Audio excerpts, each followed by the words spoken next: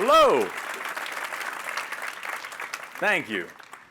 What a lovely introduction. I do not deserve that. Yeah, if you don't know me, my name's Forrest. I'm a biologist and a science communicator. I've studied biology for, admittedly, way too long. 4 undergrad degrees and 2 grad degrees, all so that I can teach at the prestigious university of On the Internet. Most of my content involves teaching science in a cool, fun, exciting, direct, engaging way to try to get younger audiences more interested in learning biology. For example, here's a clip of me using the popular TikTok style of recording myself in a mirror in order to teach a little lesson about evolution. Do you know that sheep are more closely related to dolphins than they are to humans? This is because the artiodactyls, the even-toed ungulates, share a more recent common ancestor with cetaceans, dolphins, whales, and porpoises, than they do with primates. In fact, they're even in the same taxonomic order called Set Artiodactyla, because it contains both the cetaceans and the artiodactyls. And by the way, having an even number of toes is what sets the artiodactyls apart from the perissodactyls, which have an odd number of toes. And the perissodactyls split from the artiodactyls way before the cetaceans did, which means this little lamb is more closely related to a blue whale than a horse. How awesome is that? Sometimes, when you want to teach kids, oh, thank you. Sometimes when you want to teach biology, you just gotta call up a friend and borrow a sheep for a minute, you know? It's what happens. People love videos like this for a lot of reasons. They're fun facts, they're a little bit surprising, they contain ridiculous animals, and in this case, with sheep as well.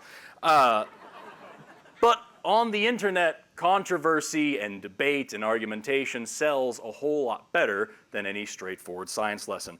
And that's why my most popular content by far is when I respond to creationism. And of course, when I say my most popular content, we're not talking about that one time when I made a video about the neuroscience of foot fetishes and got like 15 million views and a bunch of articles written about it. We're not talking about that, no. My most popular and rarely foot-related content is called Reacteria.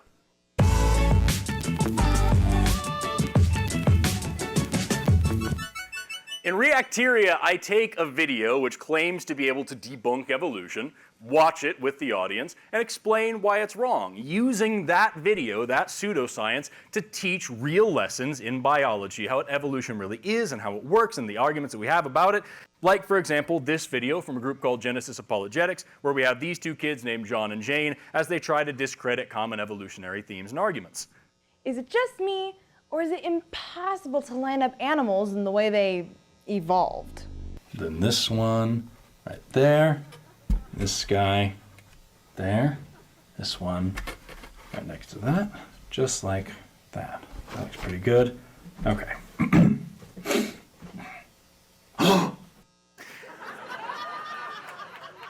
I've been making this series on and off for about 3 years now. I just released episode 27 last month, where we reviewed Night at the Creation Museum with Eric Hovind and Answers in Genesis. And over this time, I've reviewed and responded to a lot of creationist arguments, counter-arguments, complaints, and misconceptions. And I've discovered there are several themes that come up again and again and again and again. So if we're taking that view of Darwinism, we can ask, how could something like this, something like a mousetrap, be put together one tiny step at a time? There are transitions within kinds, but not from one kind to another kind.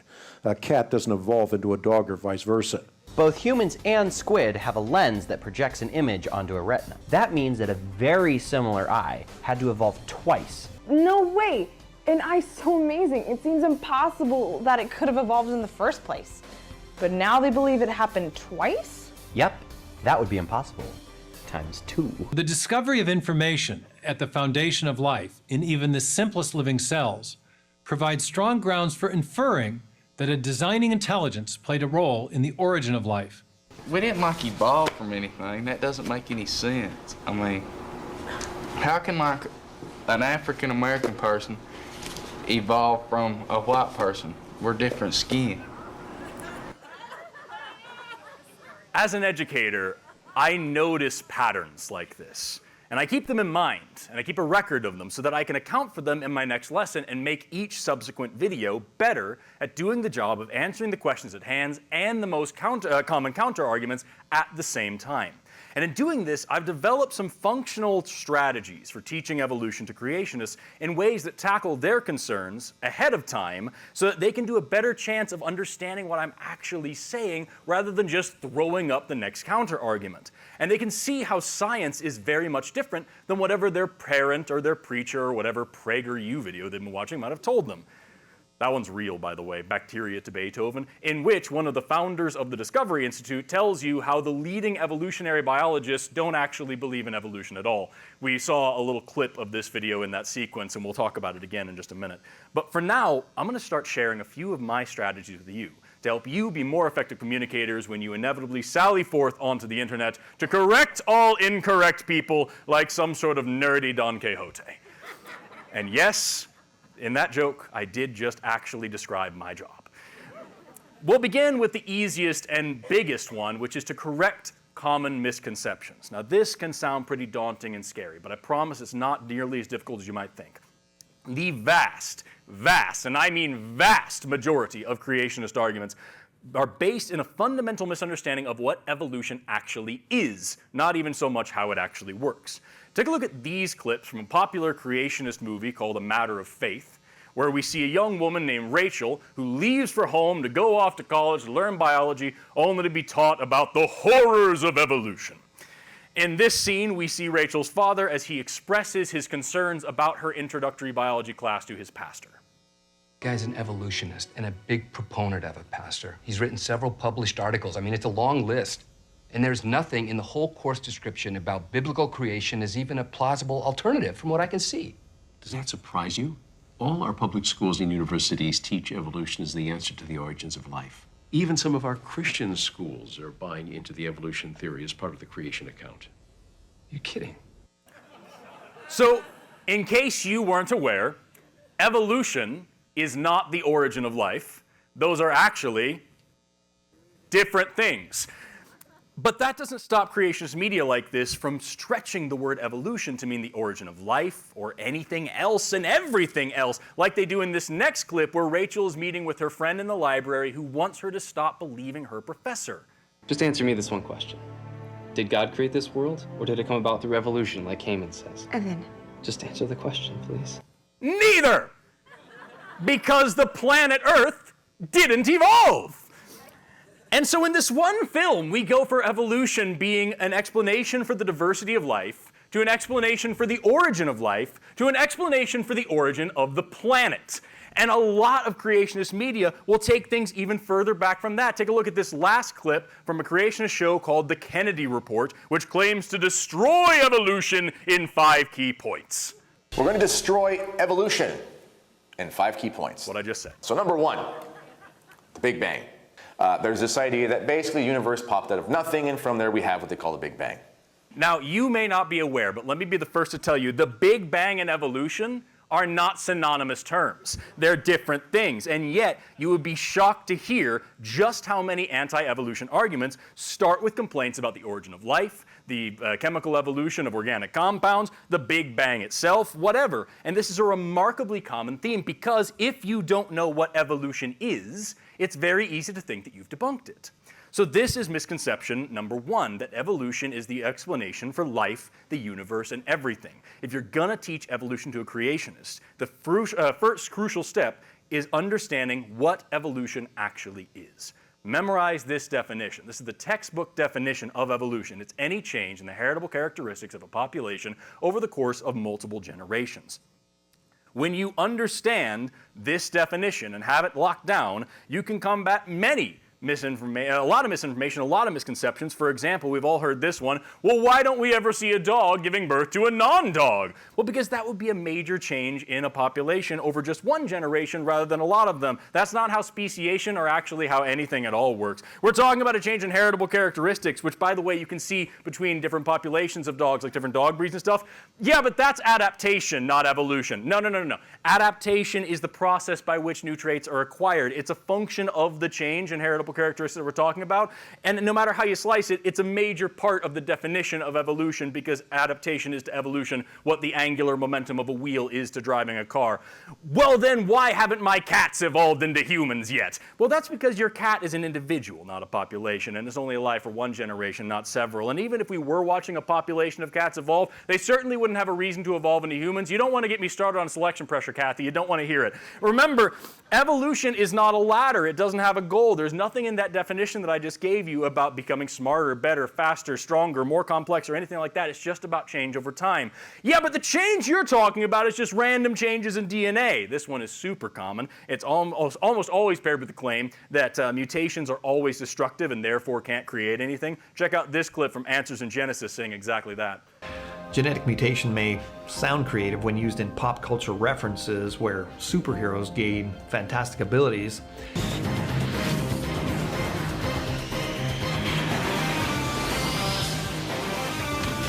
Okay, I put that in there. That was me. I'm sorry. That wasn't actually what they were saying. That was me. This is what they actually said. But in actuality, they are genetic copying mistakes caused by various factors that occur when DNA produces copies of itself, far from producing useful and novel genetic information. Mutations tend to break things. They degrade the existing genetic code already in place. But that's fundamentally untrue. Not only does it assume that DNA was once perfect and is now deviating away from that perfection, which doesn't make any sense in the first place, but it also neglects to think about the fact that there's lots of different kinds of mutations out there. Ooh, goodness. There's lots of different kinds of mutations out there. Here's just a few of them, and that doesn't even cover the different kinds of point mutations out there. And also, not all mutations are bad. Some of them are beneficial, most of them do nothing. And all of this is contextual anyway, because when you gain fitness in one environment, you necessarily lose fitness in another environment. Yeah, but the DNA is still the most important thing. The DNA has to be perfect for the organisms. That's what it's all about, right? Just all about DNA getting changed. No. Phenotype, not genotype, is what's selected for, because it's your physical body, not your DNA, that's interacting with your environment and experiencing selection pressure. Not all your DNA is expressed all the time. Some of it is never expressed at all. Also, remember, the definition of evolution says heritable characteristics. That might include mutations. It could also include epigenetic information. It could also include gene regulatory networks. It could also include developmental pathways. All of those things affect your phenotype, which will affect your survival. Yeah, but that's just what it is. It's survival, right? Survival of the fittest. If it's all about survival, then why do we age? Why do we get cancer? Why can't we breathe underwater? No. It's not about survival of the fittest. It's about reproduction of the okayest. That is how evolution actually works. All that matters is if you're able to reproduce more than other individuals in your population, in time, those heritable characteristics will become more abundant in that population. You increase in frequency, and that's the definition of evolution. It's just all about change. And when you remind them of that, you almost always get hit with this one. Yeah, but that's changes within a species, not changes across kinds. Microevolution is real, but macroevolution is not. That is a huge one. Take a look at this clip again from that same Answers in Genesis video as they make this claim. Evolutionists like to refer to the sort of variation we see among individual kinds of animals as microevolution, implying that this is somehow related to the chance formation of fundamentally new animals by the supposedly existing but never observed process known as macroevolution. However, there is no demonstrable experiment relating so-called microevolution and macroevolution, which makes these terms highly misleading. There is no demonstrable experiment relating that man to his parents. There may be some phenotypic and maybe even genetic similarities, but no one has ever observed his parents having sex and producing him as a child, which means it's completely a matter of faith, whether you believe that he is actually produced by the person that he calls his mother, or if he emerged from her back with the rest of her brood like the mighty Suriname toad, wiggly and horrifying.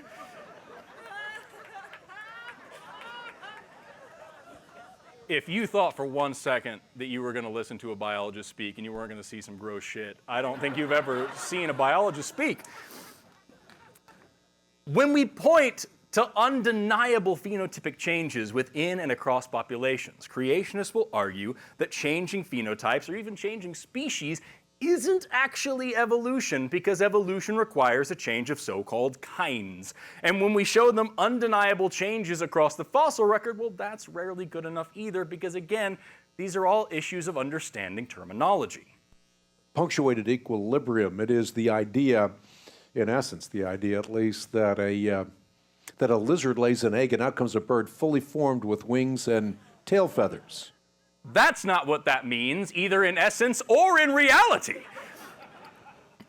Also, even if these so-called changes in kinds were as rare as creationists like to pretend, this claim that we've never observed macroevolution isn't even true either. There are plenty of experiments out there showing single-celled organisms evolving into multi-celled organisms. That's a major jump in evolution. That is, if anything, a change in kinds. But that's getting into another talk for another time. The point is, if you want to teach evolution to a creationist, understanding the definition of the word is half the battle. Next tip in teaching evolution to creationists is to signal to other sciences. Approaching evolution head-on can be intimidating and off-putting for a lot of new learners. So sometimes it's important to show how the study of evolution impacts other sciences, especially if those other sciences impact their lives. Consider, for example, the fossil fuel industry, which is entirely reliant on the idea that we live on an old Earth full of oil from long-dead organic matter from the Carboniferous period. Or the healthcare industry, which is 100% dependent on our understanding of the evolution of pathogens and the evolutionary development of organs and tissues and things. If we don't understand how bacteria and viruses evolve, we can't make good vaccines and antibiotics. Although, if you're talking to a creationist, maybe be careful mentioning vaccines. But what about food? Everybody likes food, right? And the entire business of agriculture revolves around the concept of artificial selection. Take a look at corn, which was adapted by humans from a barely edible grass into its delicious state that we have today over the past 6,000 years. And it doesn't just stop at corn. Do you like cruciferous vegetables, which is a word that literally only biologists would ever use for things like broccoli, cauliflower, kale, Brussels sprouts, kohlrabi?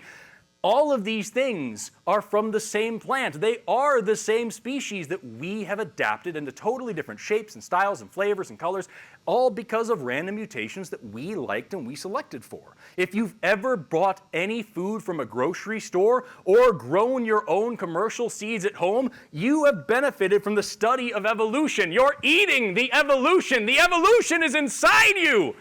Oh my God!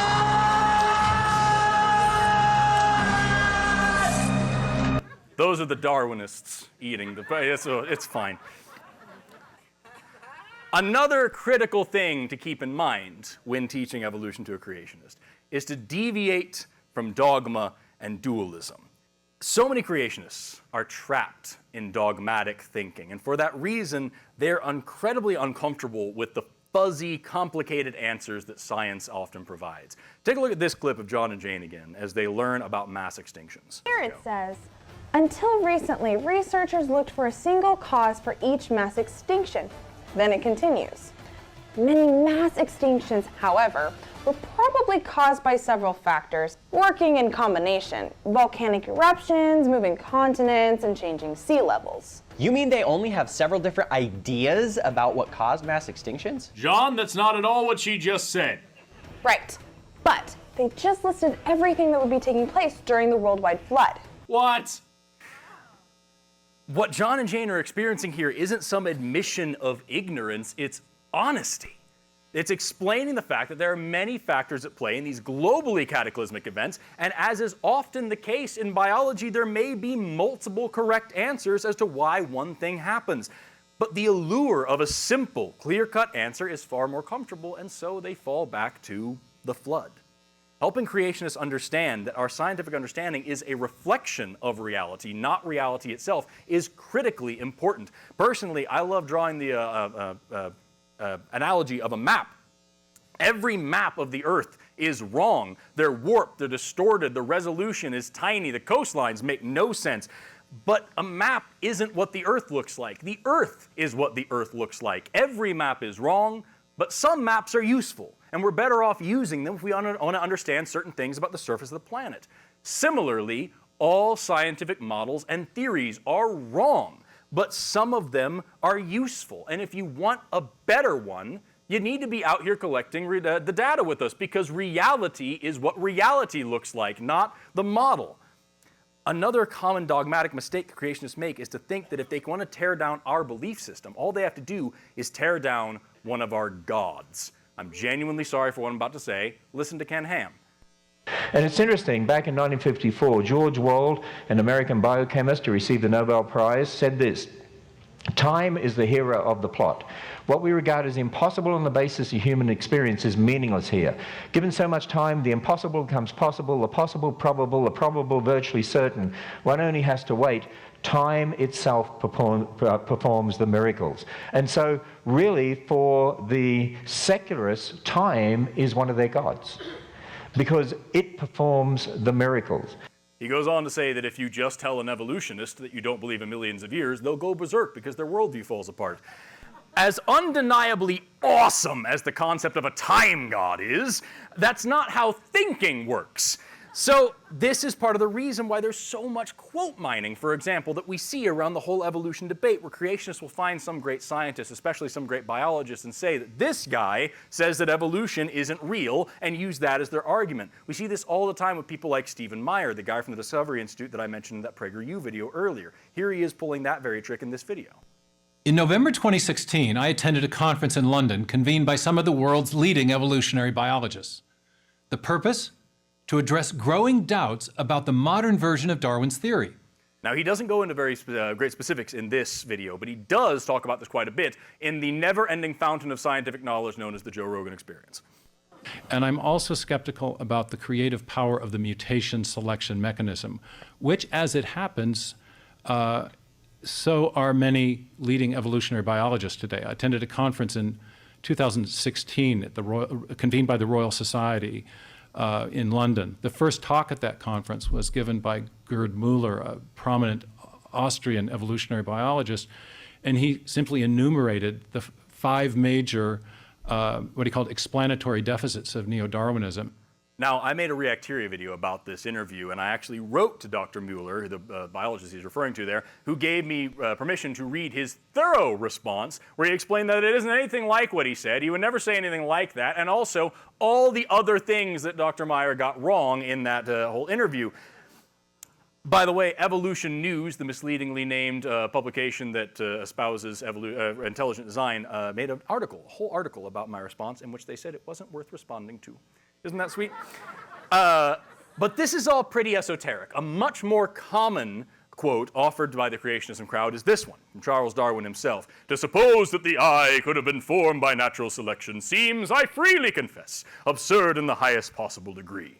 Now, obviously, I can't go email Darwin about this one, but I do have a strategy that I like to employ and teach whenever these things come up. Whenever somebody quotes a famous biologist to you saying that evolution isn't real, you're going to find the original source of that quote. In this case, it's from Darwin's seminal text on the origin of species. And then you're going to read the next sentence. In this case, we get this rather lengthy paragraph, which I'll spare you from hearing me read today. You can see plenty of videos of online of me reading this paragraph. But it says, in summary, "It's supposed that the eye evolved seems absurd in the highest possible degree, yet reason tells me that if I can find all the evidence that I do in fact find in nature, then the difficulty of believing that a perfectly complex eye could have been formed by natural selection, though insuperable by our imagination, can hardly be considered real." He did not say, "Y'all, I know this shit sounds crazy." He said, "I understand this might sound crazy at first, but when you take all the evidence in, I can't take you seriously if you're going to tell me you don't believe it." Another one that gets thrown at me from time to time, in fact, this one's probably my favorite, comes from the famous biologist Stephen Jay Gould, who says, "The fossil record includes no transitional forms." Yikes. That's pretty damning. It's so damning, in fact, that we actually have to read the sentence before and after this one. In this case, it comes from a paper that Gould wrote back in 1981, and the whole thing is, "It is infuriating to be quoted again and again by creationists, whether by design or stupidity, I don't know, as saying that the fossil record includes no transitional forms. Transitional forms are generally lacking at the species level, but they are abundant between larger groups." You know you gotta be desperate when you hear someone say, "I'm so sick of people saying I said something stupid," and you say, "He literally just said the word something stupid, you guys." But just correcting quotes isn't enough. Remember, we're deviating from dogma and dualism. What creationists don't understand is that we don't worship Darwin and Gould. When someone's mind has been chained by dogma, it can be very difficult for them to understand this part of science because they look to one book for all the answers. They assume that we do too. Because they look to one creator who made everything, they think that if they can tear down some big biologist, the rest of biology will come crashing down along with them. I like this picture in particular because I could have just said they worship a bearded white guy. They think we do as well, you know? So, why is it always a white guy, you know? That's another talk for another time.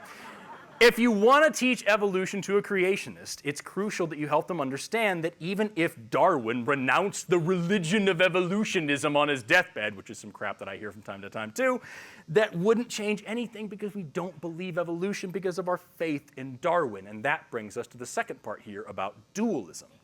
X equals 0 is not the same thing as Y equals 1. Creationists assume that if they can debunk some small part of evolution, then the rest of the theory will fall apart and there will only be creationism left as the only logical alternative. But even if someone could debunk evolution in its entirety, that wouldn't do a single thing to support the claims of creationism. Creationism is its own idea that needs its own claims backed up by its own evidence, and that is something that no creationist has ever provided, could ever provide, or will ever provide. Whatever you do not let them trap you into a strict dichotomy that either evolution or creation is completely and wholly true, because it's never just creation. It is their specific creation myth featuring their specific creator from their specific interpretation of their specific translation of their specific version of their specific holy book, none of which comes with any evidence of its own. It is always an anti-logic trap. And we can safely say, in an age of scientific enlightenment, that there's nothing more scientific or scripturally correct than in the beginning, God created the heavens and the earth. Are we using the same definition of enlightenment? Are we using the same definition of scientific? Are you high? And with the last couple of minutes that I have, I'd like to give you one more tip about teaching evolution to creationists, and this one is a slightly more compassionate one. And that is to try your best to make it matter. Try to remember that this person is coming from a point of view that the entire universe was custom made by hand with them in mind. And it can be pretty scary to step out of that comfort zone out here into the void with the rest of us. A person who's used to the idea of creationism can easily equate the feelings of freedom that I get from my nihilistic and mechanistic view of life on Earth with a feeling of hopelessness and despair. And it's up to us to help them see that there is beauty and wonderful purpose to be found in the book of nature if only you take the time to just go and look for it. I love learning and thinking about the natural processes of this universe. I'm constantly in awe and in reverence of them. I feel connected to everything in the universe when I think about stellar nucleosynthesis, creating the elements that make things like planets and water and dogs and cheese and people.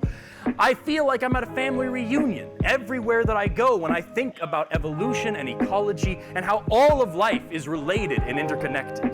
And I feel like I'm so much bigger than I really am when I think about the unbroken chain of matter and life going back millions and billions of years and all leading up to me. And I feel like I'm so much smaller than I really am when I think about the unfathomable vastness of the cosmos all around me. And I feel like I'm the least important person in the universe when I think about how small and short and insignificant my existence on this planet really is. And yet I feel like I'm the most important person in the universe when I think about the billions of microorganisms that live on and in my body that depend on me for survival. And I feel motivated and energized when I think about how my life is draining away at every moment, and eventually I will die and there's nothing else and there's so much more that I want to do.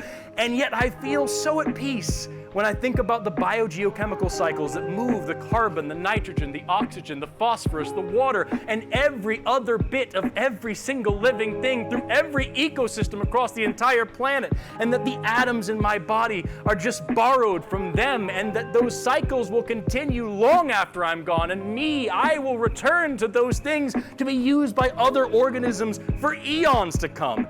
And I feel that I'm completely without purpose when I think about the timeline of evolution, all those species coming and going in the blink of an eye, and my own species just 200,000 years old. And yet I feel so full of purpose when I realize that by my very existence, I am a shaper of the story of humankind. My community relies on me exactly the way that I rely on them, and whether I want to be or not, I am a significant piece of the history of my species. When I think about science, the smallest things feel huge and the biggest things feel tiny. I feel so incredibly happy and sad and powerful and weak and elated and listless and emotional and overwhelmed and everything all at once, all the time. And the sum total of all of those feelings is just flippin' radical, dude. Every single child is born with the capacity for the kind of wonder that science provides, and a scientist is just a child that survived. And maybe, if I can pass on just a little bit of that excitement to a creationist, maybe it'll get through to them in a meaningful way. For every person out there, like the charlatans that I make videos about, there are a ton more people who are thinking the same things as them, but they don't know why. They don't understand science. They've never been allowed to learn the science. They don't know what science is or where it comes from. All they need is for someone to give them an out, to show them the truth in a way that isn't scary and isn't judgmental and doesn't leave them feeling abandoned. So to recap, if you want to help reach those people, if you want to teach a creationist about evolution, try these useful strategies. Correct common misconceptions, signal to other sciences, deviate from data and dogma and dualism, and make it matter. And when you put all those together, you get a super easy to remember acronym, CSICon, which I want to stress is not a word, but it sounds like it could be, and that's what's important. Teaching evolution to creationists is an uphill battle that's been raging for hundreds of years. You're not going to win it overnight. But if you can win over just one person, you will be freeing that person from the shackles of dogmatic thinking, and you'll be protecting the future from a population that would burn the world around them out of ignorance and fear. And that is a very worthy endeavor. And with that, I'm Forrest Valkai. Thank you so much for enjoying my talk. Thank you so much for enjoying the rest of this conference. Have an awesome rest of your day and never stop learning.